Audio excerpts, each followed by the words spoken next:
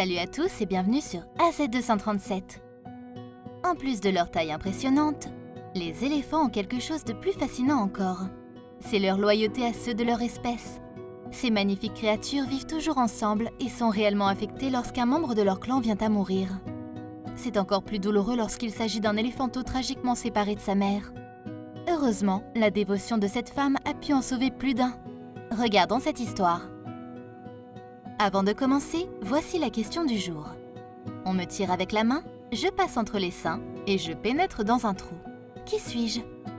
Donnez-nous votre réponse dans les commentaires. La réponse exacte vous sera donnée à la fin de la vidéo. N'hésitez pas à liker la vidéo pour nous encourager.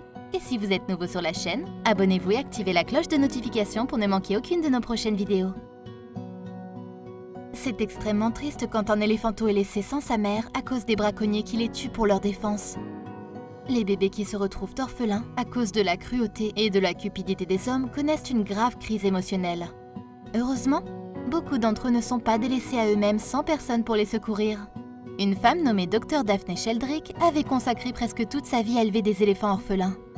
Elle était parfaitement consciente du fait que le nombre d'éléphants dans la nature diminuait à un rythme alarmant.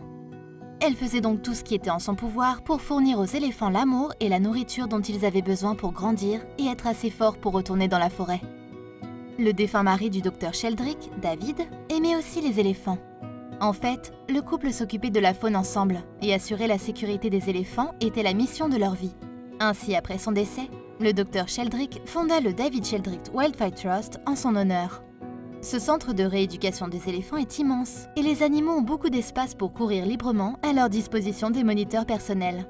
L'incroyable dévouement du docteur Sheldrick pour ces créatures pourrait être également félicité par le fait qu'elle a développé une formule de lait qui est très proche en goût et en nutriments du lait naturel des mères éléphantes. Une fois des bébés guéris émotionnellement, ils sont transférés dans le parc national de Tsavo au Kenya, où ils passent un certain temps avant d'être relâchés dans un habitat naturel. Récemment, le docteur Sheldrick a commencé également à ouvrir un abri aux bébés rhinocéros. Ce qu'elle espérait, c'était que les gens cessent d'acheter de l'ivoire et que le braconnage baisse, car cette pratique avait un effet dévastateur sur la population de certains animaux. L'amour que ressentaient les éléphants pour leur sauveur, le docteur Sheldrick, était énorme. Ils exprimaient leur gratitude pour ce qu'elle faisait pour eux, en faisant la queue et en attendant de lui faire un câlin avec leurs trompes et leurs grandes oreilles. Ils ne sont pas corrompus, leur sens de la famille est aussi fort que le nôtre. Leur mémoire est incroyable, leurs pensées et leurs raisonnements complexes sont égaux à ceux d'un humain. Les soins et l'éducation sont bien plus délicats chez les éléphants que chez les humains. Leur loyauté et leur attachement perdurent. Quelle est votre opinion au sujet de cette histoire? Dites-le nous dans les commentaires. Et maintenant, la réponse à la question du jour. La ceinture. Bravo à tous ceux qui ont trouvé la bonne réponse. Nous voici arrivés au terme de cette vidéo.